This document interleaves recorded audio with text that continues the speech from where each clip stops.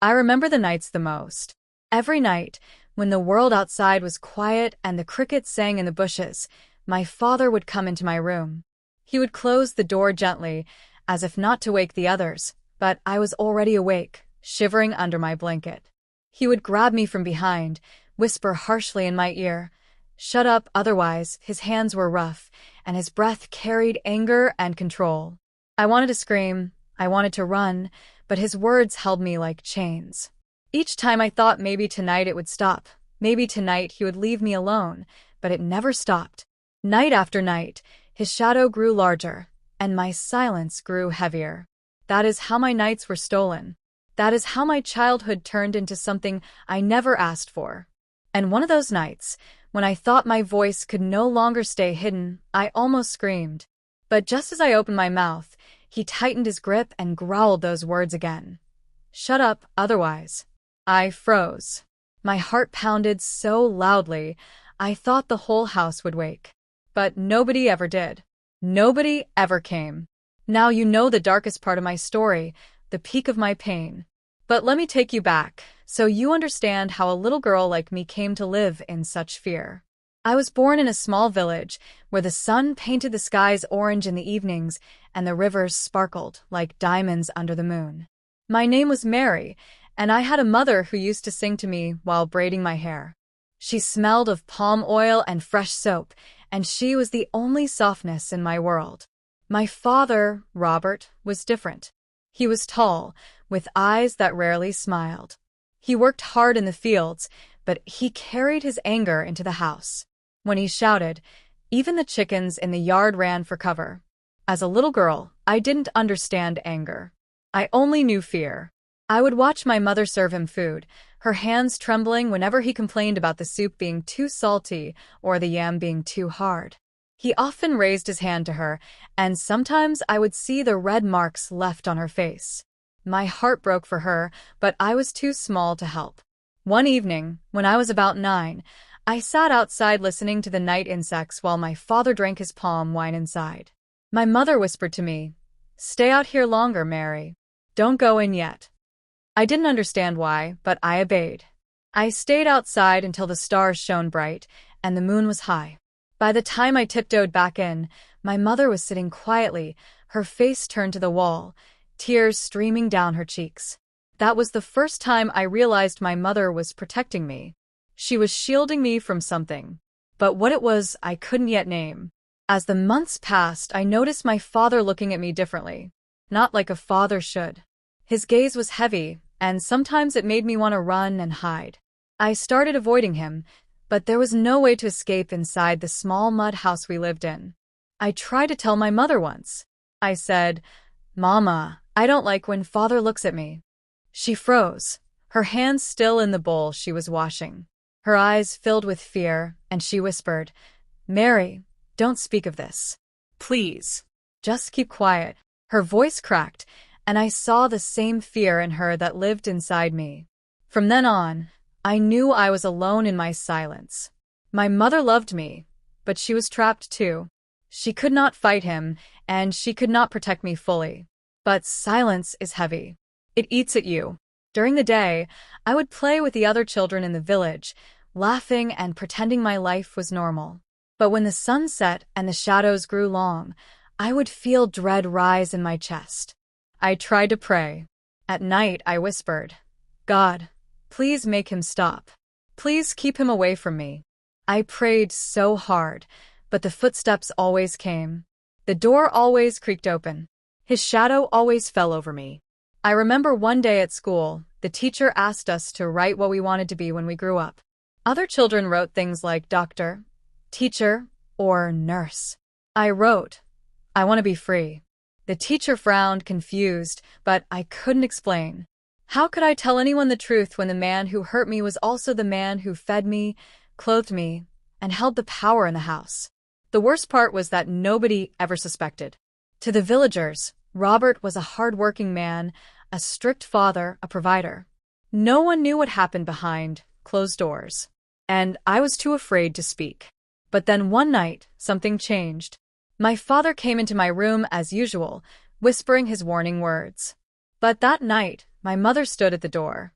Her face was pale, her eyes wide, and her hands trembling as she held the lantern. She saw. She finally saw with her own eyes what had been happening. And in that moment, everything exploded. The lantern light flickered against the mud walls, throwing long shadows across the room. My father froze, his hand still on me, his breath caught in his throat. My mother's eyes burned with both terror and rage, and for the first time, she spoke the words I had been dying to hear. "Robert," she shouted, her voice shaking but loud enough to wake the sleeping goats outside. "What are you doing to this child?" Her voice cracked, but the strength in it made me clutch the blanket tighter. My father turned his head slowly, his face twisted with anger, not shame. He rose from the bed and walked toward her. The lantern shook in her trembling hand. "Go back to sleep, woman," he hissed. "You saw nothing." But my mother's tears flowed, her chest heaving. "I saw everything. I saw how you touched her. She is your daughter, Robert. Your blood." I will never forget the silence that followed. For a moment, I thought maybe, just maybe, he would back down. Maybe he would fall to his knees and beg forgiveness.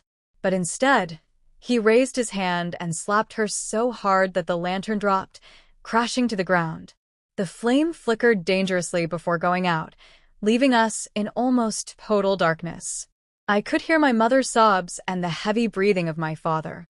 Then his voice, low and deadly. "Say another word, and you will not see the sunrise." That night, my mother did not speak again. She picked up the lantern, relit it, and backed out of the room. Her eyes met mine for only a second, full of sorrow, before she disappeared into the darkness of the hallway. I curled into myself, tears soaking the blanket, my father's shadow looming over me again. My hope had risen like a bird and then crashed into the dust. My mother had seen the truth, but she was as trapped as I was.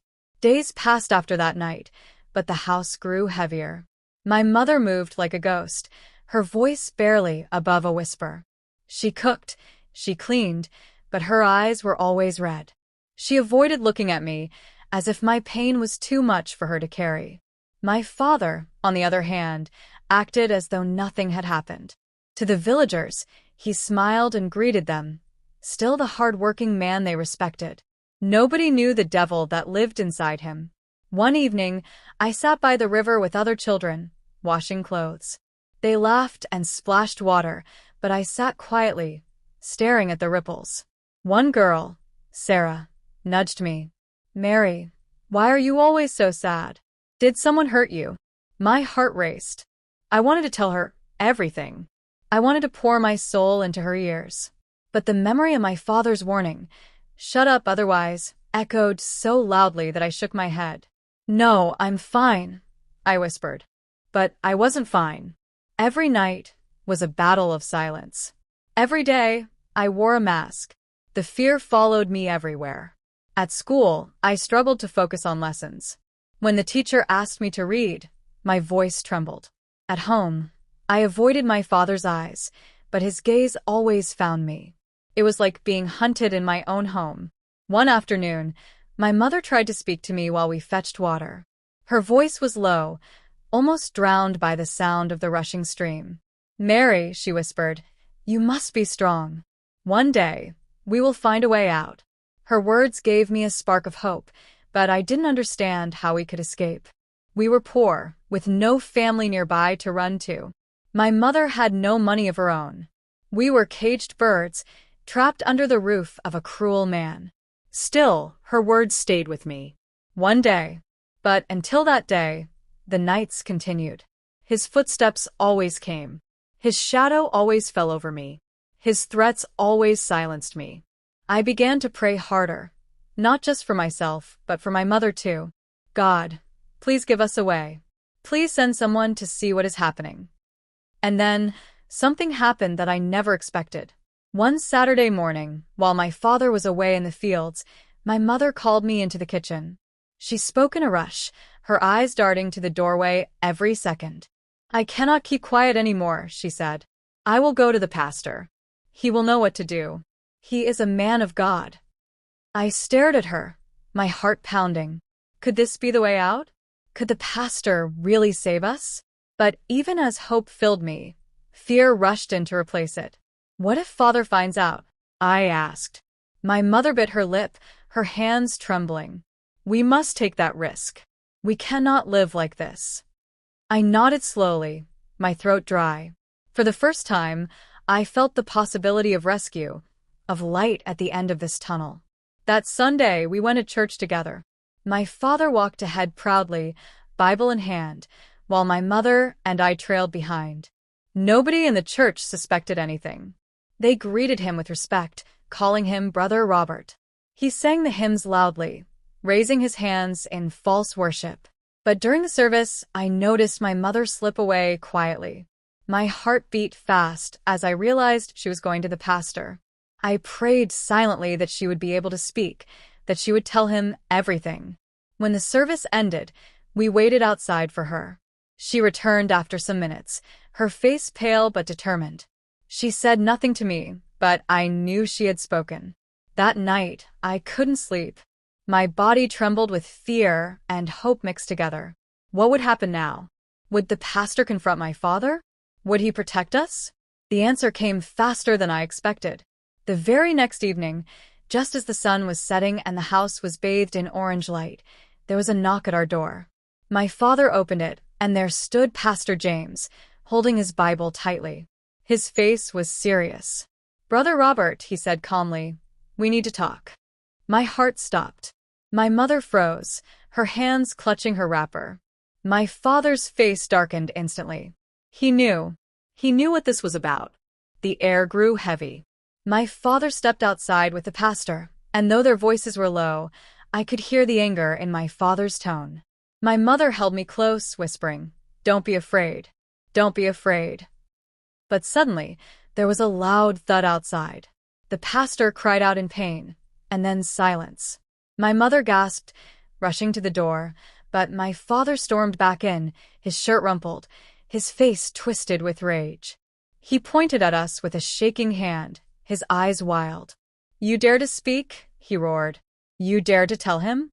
I had never seen him so furious. His whole body shook with rage. My mother pulled me behind her, but his anger was like fire, consuming everything. And then he reached for the machete, hanging by the door. The shine of the machete caught the last rays of the setting sun, and for a moment, I thought death had walked into our home. My father's hand tightened around the handle, his knuckles pale, his breathing ragged. His eyes were no longer just angry. They were wild, almost possessed. "Robert, please," my mother cried, falling to her knees. She spread her arms wide as if she could shield me with her body. "Don't do this. She is just a child." But my father's chest heaved as he raised the machete. "You betrayed me," he growled. "You went to the pastor. You want to bring shame on my name? I will end both of you before I let the world disgrace me." I could not move. My legs were frozen to the ground. My heart pounded so hard I thought it might burst from my chest. All I could see was the gleam of the blade coming down. All I could hear was the heavy silence of a house about to break. And then, bang! The front door burst open, and in rushed Pastor James with two strong men from the village. The pastor's lip was bleeding from where my father had struck him earlier, but his eyes were fierce with determination. "Robert," he thundered, his voice echoing through the house. "Drop that weapon." My father turned toward them, his face twisted with fury. "This is my house. You have no right here." But the men advanced, gripping his arms, struggling to pull the machete away. My mother pulled me into the corner, holding me so tight I could barely breathe. My father fought like a trapped animal, but finally, the machete clattered to the ground. The men pinned him down, sweat dripping from their brows. "Take him outside," Pastor James ordered, his voice trembling with anger. "The elders must hear of this tonight." I watched, shaking, as they dragged my father out into the yard. The whole village was gathering now, drawn by the commotion. My father roared like a beast, spitting insults, cursing us, cursing my mother. My stomach twisted with fear and shame. Everyone would know now. Everyone. That night, under the moonlight, the elders of the village sat in a circle. My mother and I stood trembling in the center while my father knelt, his hands tied with rope. The crowd whispered, some in disbelief, some in anger. Pastor James spoke first. He told them what my mother had confessed to him and what he himself had witnessed when he confronted my father. My mother confirmed it through tears, her voice shaking but steady. And then all eyes turned to me. "Mary," one of the elders said softly, "is this true? Did your father harm you?" I wanted to speak, but the words caught in my throat. The whole village was staring at me, waiting. My father's glare burned into my skin. "Say nothing," his eyes seemed to command. "Say nothing or else." But then I felt my mother's hand squeezing mine, and Pastor James's calm gaze urging me to be brave. I swallowed hard and whispered, "Yes, that's true." A gasp rippled through the crowd. Women covered their mouths in shock. Men shook their heads in disbelief. My father roared again, straining against the ropes, but the men held him down. The elders murmured among themselves, their voices low and grave. Finally, the oldest of them spoke. "Robert, you have brought shame upon this village. You have broken the sacred trust of fatherhood. You will not sleep under your roof tonight." The men dragged him away, his curses fading into the night. My mother collapsed to the ground, sobbing into her hands.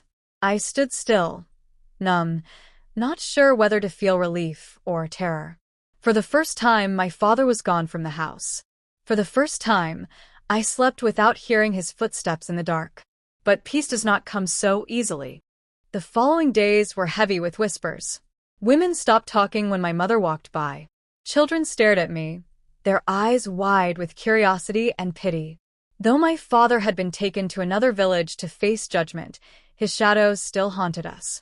One morning, as I fetched water from the stream, a girl my age whispered to her friend, "That's the one whose father." Her words trailed off, but I knew what she meant. My cheeks burned with shame. I wanted to disappear into the earth. At home, my mother tried to be strong. She cooked and cleaned, humming softly like she used to, but her eyes never lost their sadness. Pastor James visited often, bringing food and praying with us. He told us God would heal our wounds, but sometimes I wondered if God had been listening all along. For a brief moment, I thought maybe life could slowly return to normal. But danger was not gone. My father's anger was not finished with us. One night, a week after he had been taken away, I woke to the sound of stones hitting the roof. My mother rushed into my room, her face pale. "Mary, get up," she whispered urgently. "We must hide." Before I could ask why, I heard it, the familiar voice outside, loud and furious. "My father. You think you can shame me?" he shouted into the night. "You think you can turn the whole village against me? I will kill you both." My blood turned to ice. He had escaped. He had come back. My mother pulled me into the small storage room, covering my mouth with her trembling hand. Outside, the door shook violently as he kicked it again and again. "Open this door, woman," he bellowed. "I will burn this house with you inside." Tears streamed down my face as I clung to my mother.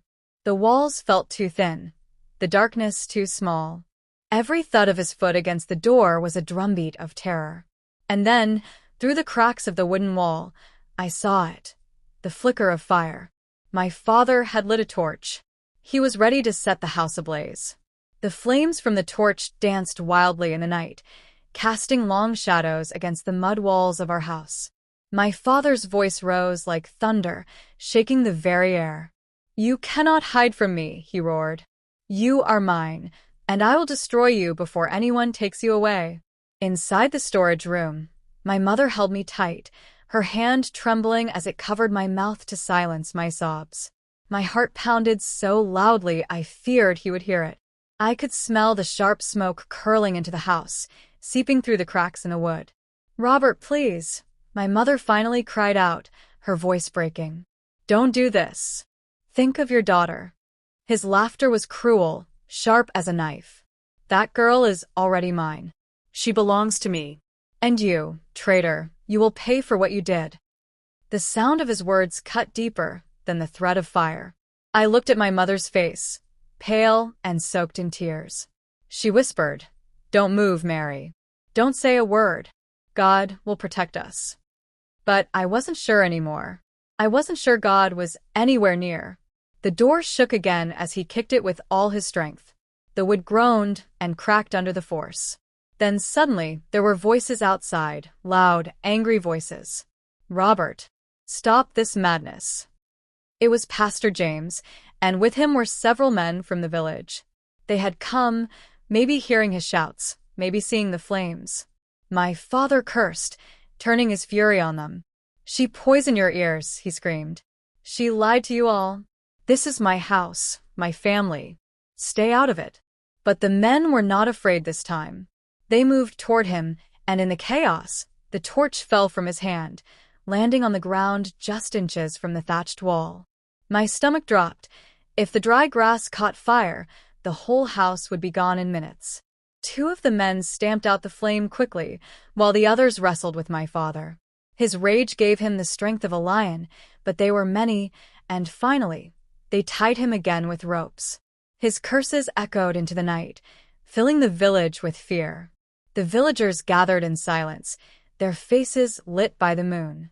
Mothers clutched their children. Men shook their heads. They had seen enough. The elders stepped forward, their voices grave. "This man cannot remain here," one said. "He has brought danger to us all." "Banishment," another elder declared. "Tonight." The decision was swift, the punishment severe.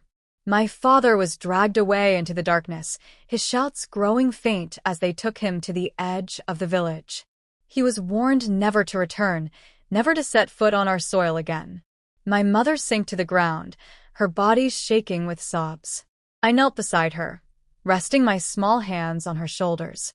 For the first time in years, the shadow was gone. Or so I thought. The days that followed felt lighter.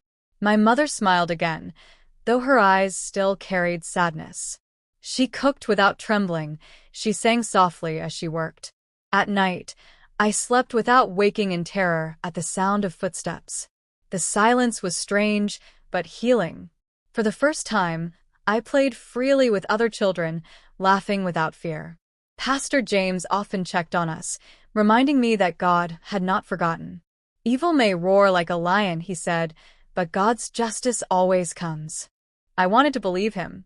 I wanted to trust that it was over. But wounds do not vanish so easily. Sometimes in the quiet of the night, I still heard echoes of his voice. Sometimes I dreamed of the torch, of the fire that almost consumed us.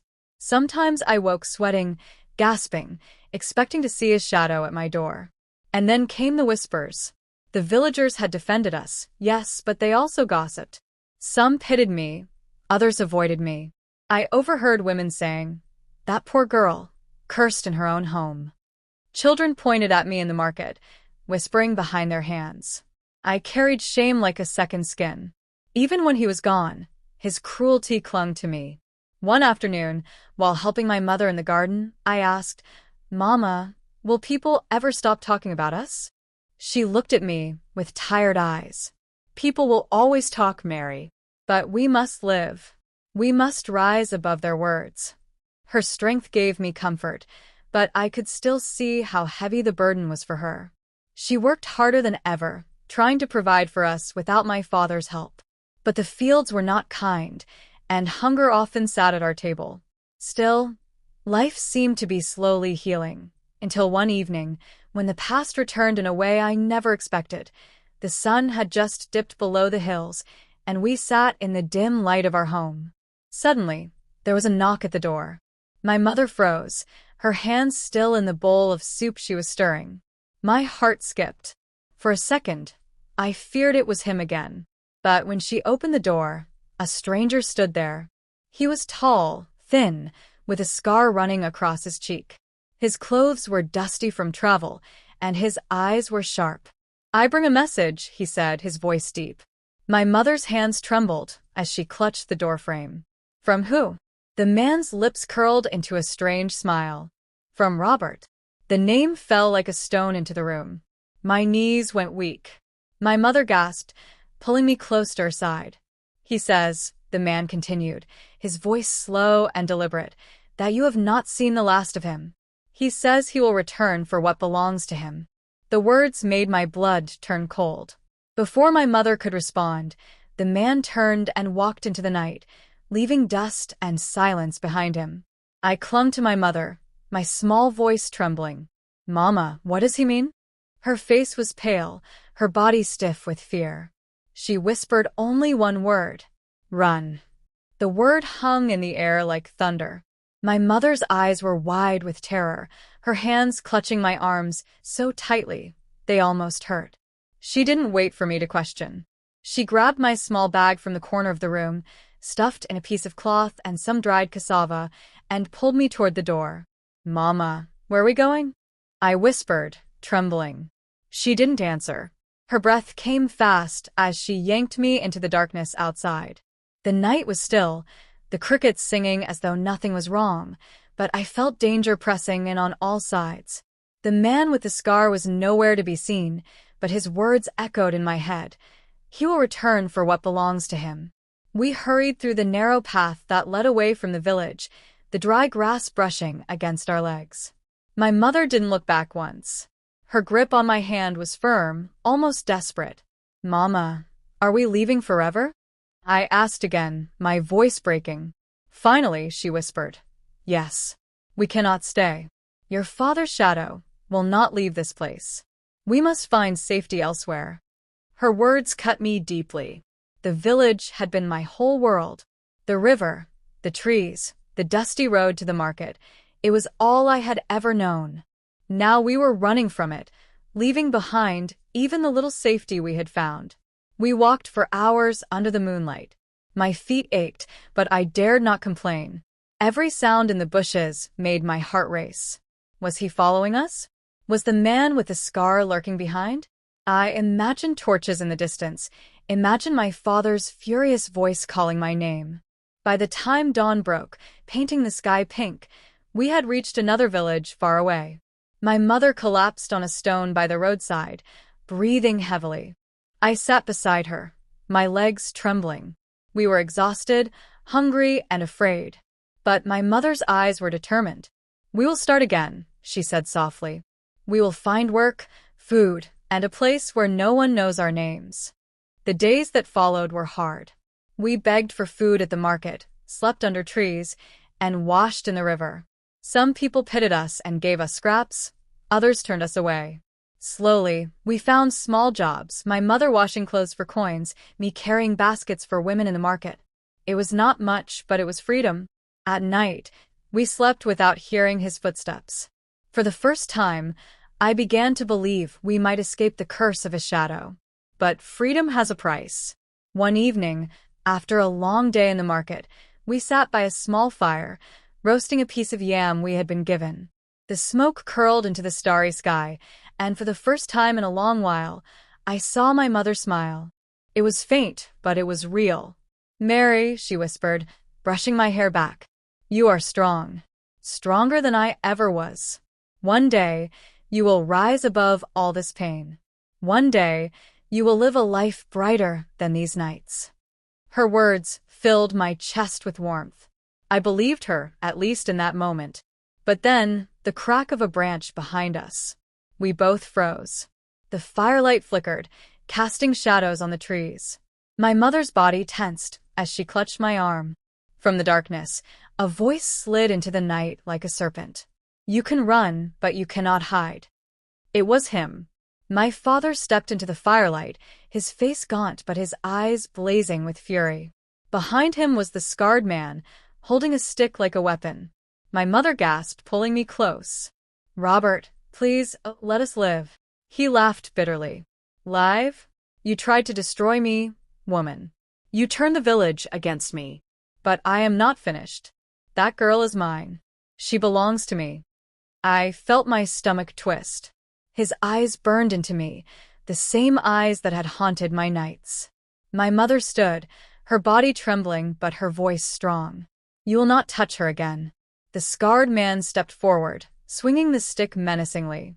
"Do not fight, woman. You cannot win." My mother pushed me behind her. "Run, Mary. Run now." But I couldn't move. My legs were heavy, my chest tight with fear. I clung to her wrapper, my tears streaming down my face. My father advanced, his hands outstretched. The firelight made his shadow huge against the trees. "Come here, Mary," he hissed. "You are mine." And then it happened so fast I could hardly believe it. My mother grabbed the burning yam stick from the fire and swung it at him with all her strength. The flame brushed his arm, and he roared in pain, stumbling backward. The scarred man lunged at her, but she struck again, sparks flying into the night. "Run, Mary," she screamed. "Run." This time I obeyed. I ran into the darkness, my heart pounding, my tears blinding me. Behind me, I heard shouts, screams, the sound of struggle. I wanted to turn back, but fear pushed me forward. I ran until my legs gave way, collapsing under a tree. My chest burned, my body shook, and all I could hear were the echoes of their voices fading in the distance. Then silence. I waited, my ears straining. No footsteps, no voices. Just the whisper of the night wind. "Mama?" I whispered into the darkness. But there was no answer. And then, just as I gathered the courage to stand, a figure emerged from the shadows. My heart leapt with hope. Maybe it was my mother. But it wasn't. It was my father. His face was twisted, his clothes scorched, his arm burned where the flame had touched him. His eyes glowed with rage. "You think you can run from me?" he snarled, stepping closer. "You will never escape." The night air was cold, but sweat dripped down my back as my father's shadow loomed over me. His arm, scorched by the fire my mother had struck him with, trembled with anger. His eyes were like burning coals, fixed on me as though I were prey cornered by a beast. "You thought you could hide," he growled, his voice low and dangerous. "You are my blood. No matter where you run, I will always find you." My throat tightened. I wanted to scream, to call for my mother, but my lips would not move. My legs were weak, trembling like dry leaves in the wind. He stepped closer, and the stench of sweat and smoke hit me. His burnt skin glistened in the faint moonlight. "Your mother is weak," he spat. "She cannot protect you. She defies me and thinks she can win. But tonight, I will take back what is mine." Tears streamed down my face as I stumbled backward until my back hit the rough bark of the tree. I was trapped. Then, out of the darkness, a cry pierced the air. "Leave her alone." It was my mother. She stumbled into the clearing, her wrapper torn, her face bruised, but her spirit unbroken. She clutched a heavy stone in her hand, her chest heaving with fury. "Robert," she shouted, her voice echoing through the night. "If you touch her again, I swear I will kill you." My father laughed, a deep, cruel laugh that made my skin crawl. "You? Kill me? You forget who I am." But my mother didn't back down. She raised the stone high above her head, her eyes blazing. "I may be weak, but a mother's strength is greater than any man's wickedness." For a moment, the world froze. My father glared at her, his face twisting with rage. My mother's arm trembled, but she stood tall, ready to strike. And then he lunged. The two collided in a blur of movement. My mother swung the stone, striking his shoulder with a sickening thud. He roared in pain, shoving her hard against the tree. She cried out, but she did not let go of the stone. "Mary, run," she screamed again. But I couldn't move. My legs refused to obey. I stood frozen, watching the battle of life and death unfold before me. My father grabbed the stone from her hand and threw it aside, then raised his burnt arm to strike her. But she fought back with her nails, her fists, her teeth, anything she could use. She was no longer just my mother, she was a lioness defending her cub. I could hear every breath, every cry, every strike. The night was filled with the sounds of struggle. And then it stopped. Silence. My father stumbled back, clutching his chest. His eyes widened as though he had been struck by lightning. Slowly, he fell to his knees, gasping for air. My mother stood over him, her body shaking, her chest rising and falling rapidly. In her hand, she now held a sharp piece of broken stone, blood dripping from its edge. I gasped. She had stabbed him. My father's eyes darted between us, filled with fury and disbelief. You dare," he whispered, his voice fading. And then, with a final gasp, he collapsed face first into the dirt. I couldn't breathe. The world spun around me. Was it real? Was he gone? My mother dropped the stone, her hands trembling. She stumbled toward me and pulled me into her arms. "It's over, Mary," she whispered, tears streaming down her face. "It's finally over." I clung to her, sobbing uncontrollably. My body shook with relief, with fear, with everything all at once. For the first time in years, I felt hope. But that hope was short-lived. Because just as we held each other, footsteps echoed from the darkness. We turned, and from the trees emerged the scarred man.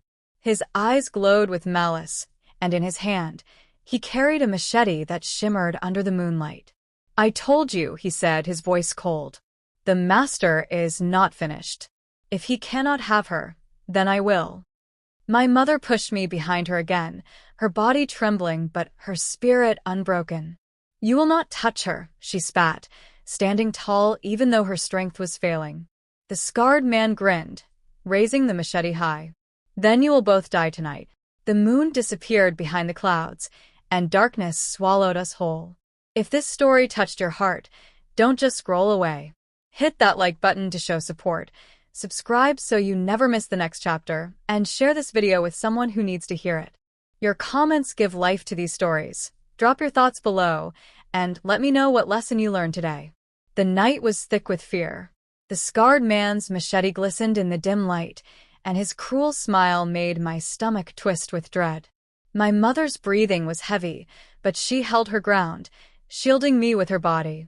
I could feel her hand trembling as she gripped my arm tightly. "Stay behind me, Mary," she whispered, though her voice wavered. The scarred man stepped closer, dragging the machete along the ground, the sound scraping against the dirt like the hiss of a snake. "Your father was weak," he sneered. "He fell like a coward. But me? I finish what others cannot." I clutched my mother's wrapper, my nails digging into the cloth. My heart pounded so loudly, I thought it would burst. I wanted to scream, to cry, to run, but I was frozen. My mother bent low, her eyes scanning the ground, desperate for something to use as a weapon. But there was nothing, only broken branches, dirt, and the heavy stone she had already thrown aside. The scarred man laughed darkly. "No escape. No one will hear you. Tonight she is mine." With that, he lunged. My mother shoved me to the side, throwing herself at him. The machete swung down, narrowly missing her shoulder. Sparks flew as the blade struck the stone beneath us. My mother clawed at him, screaming with all her strength. I scrambled to my knees, panic surging through me. My eyes darted wildly until they landed on the broken stone still lying near the tree. My fingers closed around it before I even thought. "Leave her alone," I cried, rushing forward. With all my strength, I swung the stone at the scarred man's arm. The blow landed, and he roared in pain, dropping the machete to the ground. "Mary, run," my mother shouted again. But I didn't. Something inside me snapped. I was tired of running, tired of hiding. I snatched the machete from the dirt, the cold steel heavy in my hands. The scarred man turned to me, his face twisted with fury. "You dare." Before he could finish, my mother tackled him again, dragging him down. They wrestled, the man's fists striking her face, her nails tearing at his skin. His roar echoed through the night, mixing with my mother's cries. And then, without thinking, I raised the machete. I screamed as I swung, the blade slicing across his shoulder. Blood sprayed into the air, and the scarred man bellowed in rage. He shoved my mother aside and staggered back, clutching the wound. His eyes burned with hatred as he glared at me. "You little witch," he hissed. "You will pay for this." But before he could strike again, distant shouts filled the night. The villagers, drawn by the noise of our fight, were rushing toward us with lanterns in hand. The scarred man's eyes widened. He spat on the ground, then turned and bolted into the darkness, disappearing into the trees like a ghost. The villagers surrounded us, their faces filled with shock. My mother collapsed to the ground, her face bloody and swollen. I dropped the machete, my hands trembling violently. "She saved me," I whispered, tears running down my cheeks. "She saved me from both of them." The villagers exchanged glances, their eyes filled with questions, fear, and disbelief. But no one spoke. Not yet. Instead, they carried my mother gently and led us back to the village. The night air felt heavier than ever, as though the darkness itself still clung to me. When we reached our hut, the elder women laid my mother on a mat and began tending to her wounds. I sat at her side, holding her hand, refusing to let go. One of the elders, an old woman with white hair and sharp eyes, looked at me. "Child," she said softly, "you must tell us everything. What happened tonight cannot stay in shadows any longer." My throat closed up. The weight of my father's abuse, the pain, the fear, it all pressed against me like a mountain. For years, I had kept silent because he told me, "Shut up otherwise." But now the truth was boiling inside me. I looked at the old woman, then at the other villagers who watched me closely. Their faces were hard, but I could see curiosity and maybe compassion hidden in their eyes. I opened my mouth. My voice cracked. "He hurt me," I whispered. The room went silent. "What do you mean, child?" The old woman pressed gently. Tears burned my eyes. My whole body shook as I clung to my mother's hand. "Every night," I sobbed. "He hurt me from behind and told me, 'Shut up, otherwise.'" Gasps filled the room. Some villagers covered their mouths. Others exchanged horrified looks. My mother squeezed my hand weakly, tears spilling down her cheeks. "I tried," she whispered. "I tried to protect her, but he was stronger than me." The old woman's eyes darkened with rage. She turned to the villagers. "You see now, the evil we allowed to grow among us. We turned away when we should have acted. And look what this child has endured." A murmur spread through the crowd. Some shook their heads in shame. Others clenched their fists in anger. I buried my face in my mother's lap, sobbing. But for the first time, I didn't feel completely alone. For the first time, people knew the truth. And yet, even as I clung to that fragile hope, I could not forget the scarred man's promise. "You will pay for this." I knew in my heart that he wasn't gone, that he would return, that the nightmare was far from over. And I was right, because the very next night, as the village slept, a scream tore through the darkness, loud, sharp, and filled with terror. We rushed out of the hut, lanterns in hand. The air smelled of smoke. One of the villagers' huts was burning. Flames leapt into the sky as children cried and women wailed. And standing in the distance, just beyond the firelight, I saw him, the scarred man, watching us with a smile. The flames roared higher, swallowing the hut like a hungry beast. Children screamed as their mothers dragged them away from the fire. Men rushed with buckets of water, their faces pale in the flickering light. But my eyes weren't on the fire. They were locked on him, the scarred man. He stood just beyond the glow, his figure tall and terrifying, his smile stretched wide across his face. His eyes glimmered with hatred and triumph. He wasn't running this time. He wanted us to see him. He wanted us to know he was here. My heart pounded. My knees shook. For a moment, I couldn't breathe. "There!" I screamed, pointing. "It's him! It's him!" The villagers turned, following my trembling hand. Gasps spread through the crowd as they saw the figure in the shadows. A murmur rose, filled with fear and anger. "It's the scarred one," someone shouted. "Catch him before he escapes," another man yelled. But before anyone could move, the scarred man raised a torch high in the air. "This is only the beginning," he shouted, his voice booming across the night. "Your village will burn, one hut after another, until she is mine. Hand over the girl, or suffer my fire."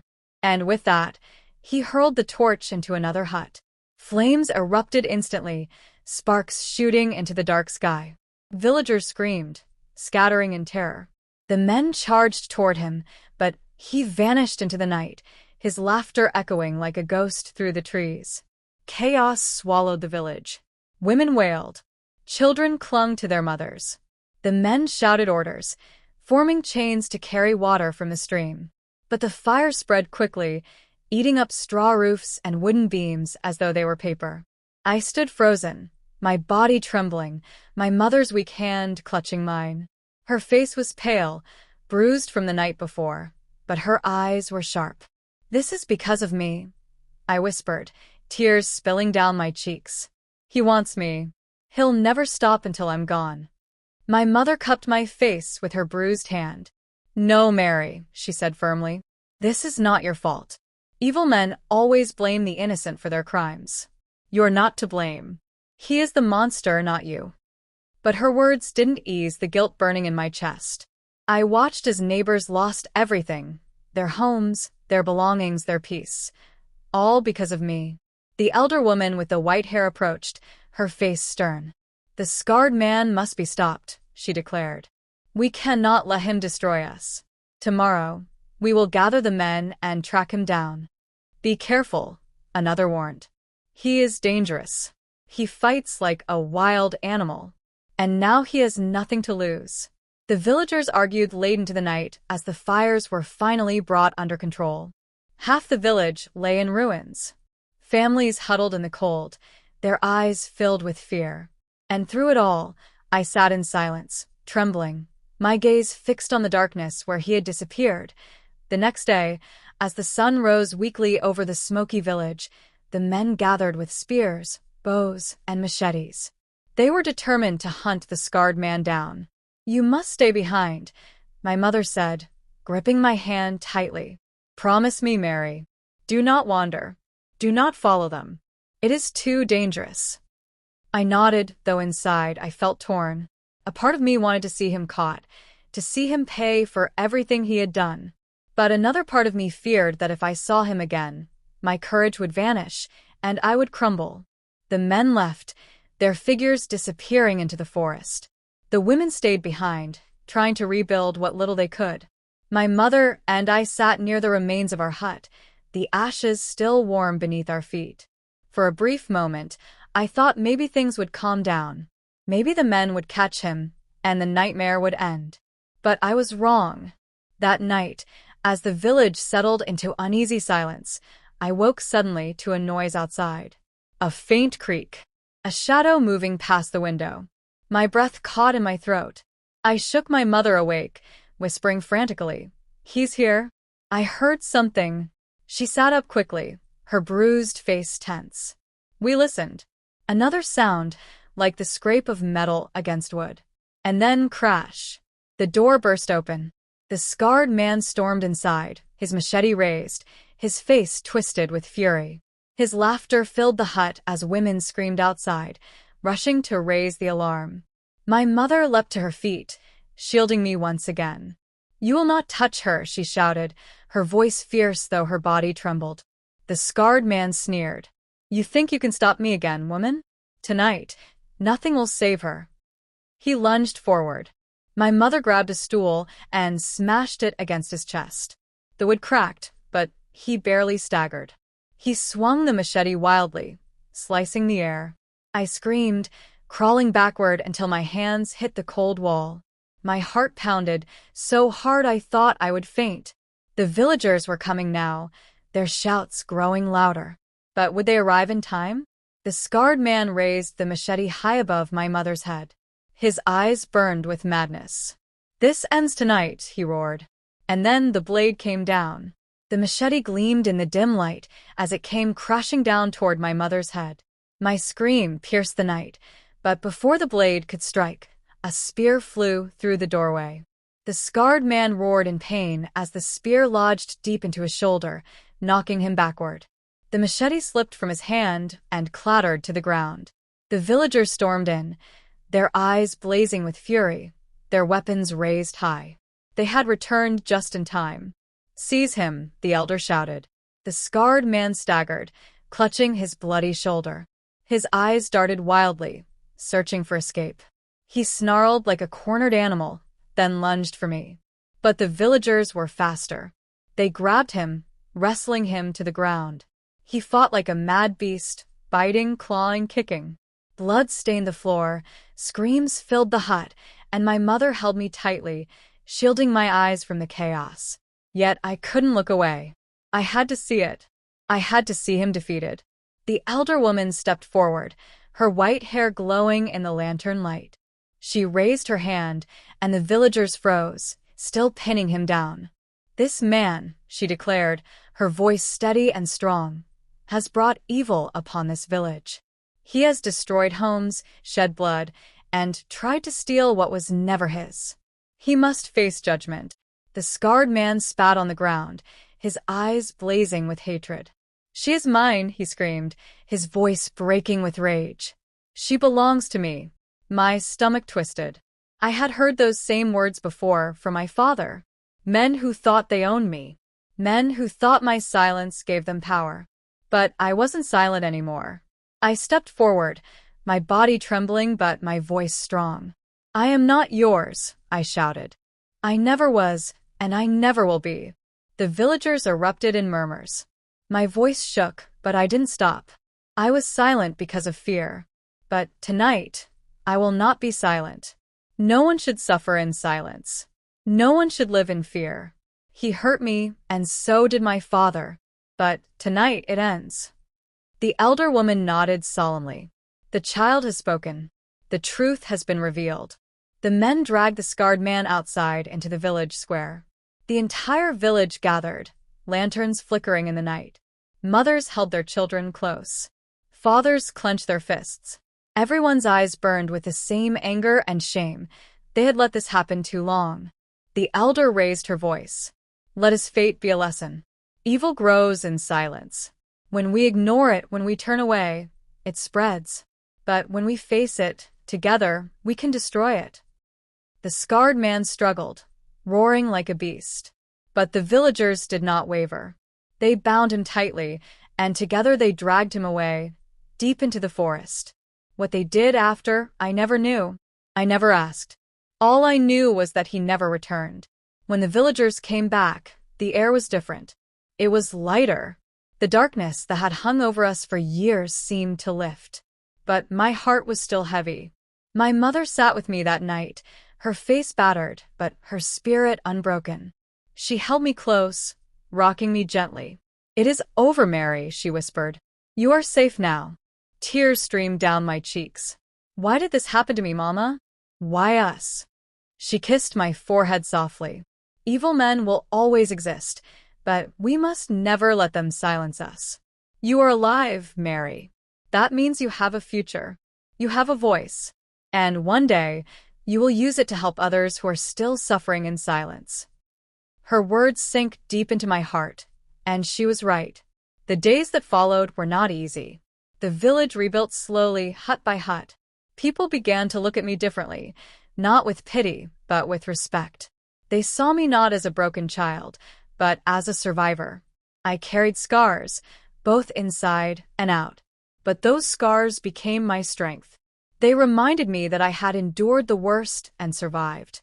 Years later, I grew into a woman who never forgot those nights of terror. And when I became a grandmother, I told my story. Not to bring shame, not to relive the pain, but to remind others that silence only feeds evil. I wanted children to know that if anyone ever told them, "Shut up, otherwise," they must never obey. They must speak. They must fight.